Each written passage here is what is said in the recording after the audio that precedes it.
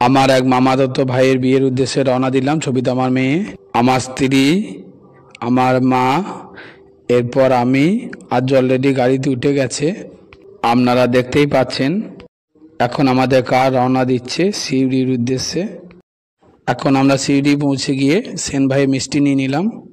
এখন বিয়ের বাড়ি পৌঁছে গেলাম। এখন কন্যাপক্ষের বাড়ি যাওয়ার জন্য প্রস্তুতি। বিভিন্ন রকমের ডালা সাজানো হয়েছে। নববধূকে আনার পূর্বে আশীর্বাদ পর্ব চলছে। আমরাও প্রস্তুত বরযাত্রী যাওয়ার জন্য। এটা বিয়ের গাড়ি। পুত্রের বিবাহের পূর্বে মায়ের শেষ আশীর্বাদ ও শুভেচ্ছা। এখন বর ও বরযাত্রী কন্যাপক্ষের বাড়ি প্রবেশ করলো। এটা সুন্দর আলোকসজ্জা, মেন গেট এটা। কন্যাপক্ষের বাড়ি প্যাটেলনগরের কাছে একটি গ্রামে। এরপর আকাশে আতশবাজি ফাটিয়ে আমাদের ওয়েলকাম জানানো হলো।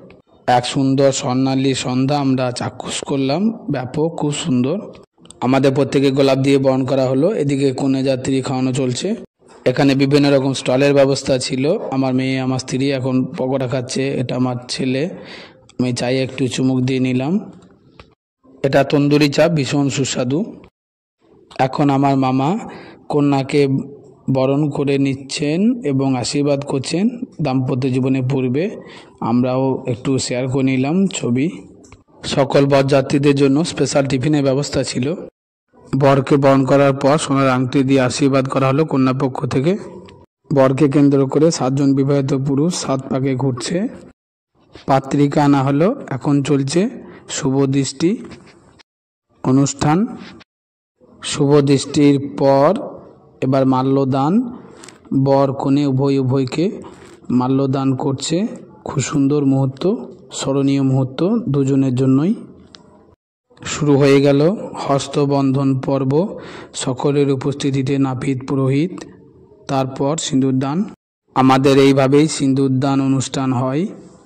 নবদম্পতির জন্য রইল অনেক অনেক শুভেচ্ছা ও অভিনন্দন। তাদের দাম্পত্য জীবন সুখের হোক এই কামনা করি। এরপর আপনারা দেখতে পাচ্ছেন মেনু কার্ড। বহু রকম পদের আয়োজন ছিল।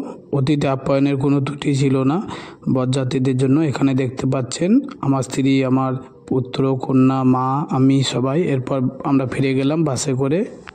সকালে বিয়ের গাড়ি পৌঁছে গেল। আজও ভীষণ খুশি।